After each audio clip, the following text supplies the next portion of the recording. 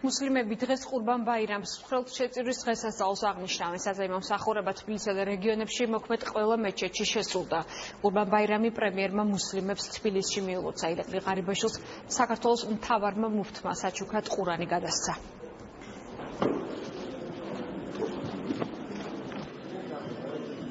ემიდა ყველას მოგილოცოთ დღევანდელი დღე ყურბან ბაირამის დღესასწაული. როგორც ვიცით, ეს დღე არის სიყვარულის დღე, ეს არის იმედის დღე, ეს არის განახლების, ეს არის ქველმოქმედების დღე. და სწორედ ეს დღე ასოცირდება გამარჯვებასთან, მშვიდობასთან და სიგეთესთან. ეს არის დღე, როგორც სიმბოლო გამარჯვებისა. ჩვენი მთავარი სიმდიდრე, ჩვენი ერის არის ის, რომ ჩვენ საუკუნეების განმავლობაში, ჩემო ძმებო, ჩვენ ვიყავით გამორჩეულნი ჩვენი ტოლერანტობით. რა არის მთავარი მიზეზი, რის გამო ჩვენ ასე შეხმატკივრებულნი ვართ?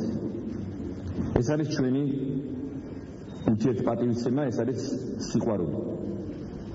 მოყვასისადმი.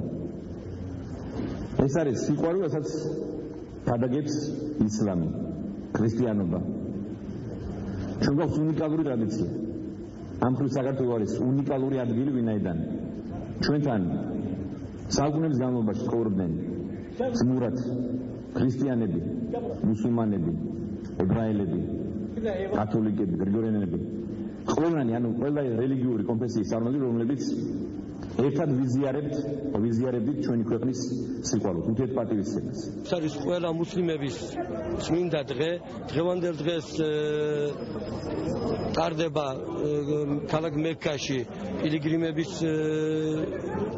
მოვლა, პილიგრიმები ატარებენ ღვთისმსახურებას მექაში, ასევე იკლება სვერპლი, იკლება ყურბანი და რა თქმა უნდა დღევანდელი დღე არის ქველმოქმედების, ურთიერთდახმარების, ურთიერთსიყვარულის შერიგების დღე. თბილისში მეჩეთში სუნიტები, შიიტები ერთად ლოცულობენ. ამის დემონსტრირება იყო სახელმწიფოს მხრიდან გამოხატული ყურადღება, პრემიერის ჩართულობით და სააგენტოს ჩართულობით. ბუნებრივად ეს ყოველთვის დაწყებული და ყოველთვის გაგრძელდება და რაც ყველაზე მთავარი და საინტერესო გახავთ ის, რომ საქართველოში არსებული თითქმის ყველა მუსლიმი სახელმწიფოს წარმომადგენლობა აიჩების ზონაზე იყვნენ მოსული და უშუალოდ მათი ჩართულობა იყო აქ.